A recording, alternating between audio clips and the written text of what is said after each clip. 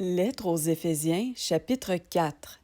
Je vous prie donc, moi, le prisonnier dans le Seigneur, de marcher d'une manière digne de la vocation à laquelle vous avez été appelés, avec toute humilité et douceur, avec patience, vous supportant les uns les autres dans l'amour, vous efforçant de garder l'unité de l'esprit dans le lien de la paix, un seul corps et un seul esprit, comme aussi vous êtes appelés à une seule espérance par votre vocation.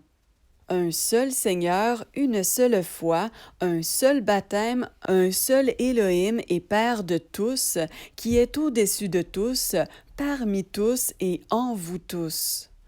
Mais la grâce est donnée à chacun de nous selon la mesure du don du Machia. C'est pourquoi il dit, étant monté dans la hauteur, il a capturé la captivité et il a donné des dons aux humains.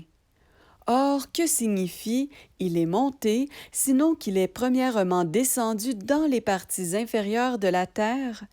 Celui qui est descendu, c'est le même qui est monté au-dessus de tous les cieux, afin de remplir toutes choses.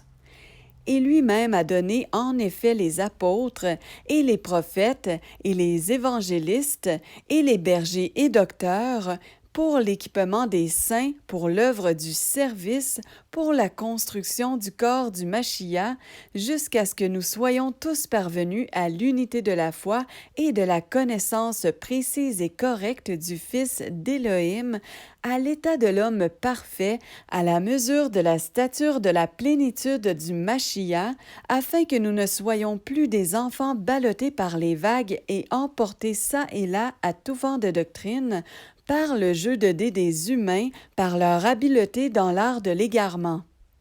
Mais en professant la vérité dans l'amour, nous grandirons en toutes choses en celui qui est la tête, le Machia.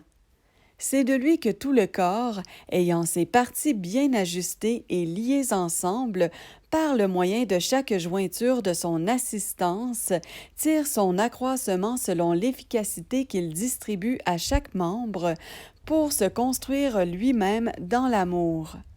Voici donc ce que je dis et ce que j'atteste dans le Seigneur, c'est que vous ne marchiez plus comme le reste des nations qui marchent dans la perversité de leurs pensées. Ayant leur compréhension couverte par les ténèbres, étant étrangers à la vie d'Élohim à cause de l'ignorance qui est en eux, à cause de l'endurcissement de leur cœur.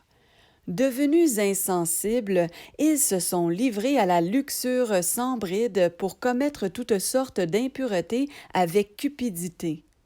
Mais vous, ce n'est pas ainsi que vous avez appris le Machia, si toutefois vous l'avez entendu et avez été instruits par lui, conformément à la vérité qui est en Yahushua, à vous débarrasser pour ce qui est de votre conduite précédente, du vieil être humain qui se corrompt selon les désirs de la séduction, à vous laisser renouveler par l'Esprit dans votre pensée et à vous revêtir du nouvel être humain créé selon Élohim dans la justice et la sainteté de la vérité.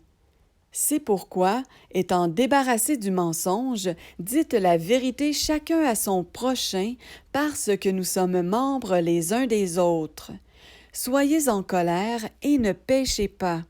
Que le soleil ne se couche pas sur votre indignation. Ne donnez pas une occasion d'agir au diable.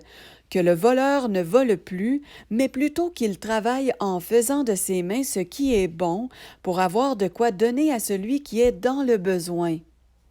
Qu'aucun discours pourri ne sorte de votre bouche, mais ce qui est bon pour la construction selon le besoin, afin qu'il communique une grâce à ceux qui l'écoutent. Et n'attristez pas le Saint-Esprit d'Élohim, par lequel vous avez été marqués d'un sceau pour le jour de la rédemption.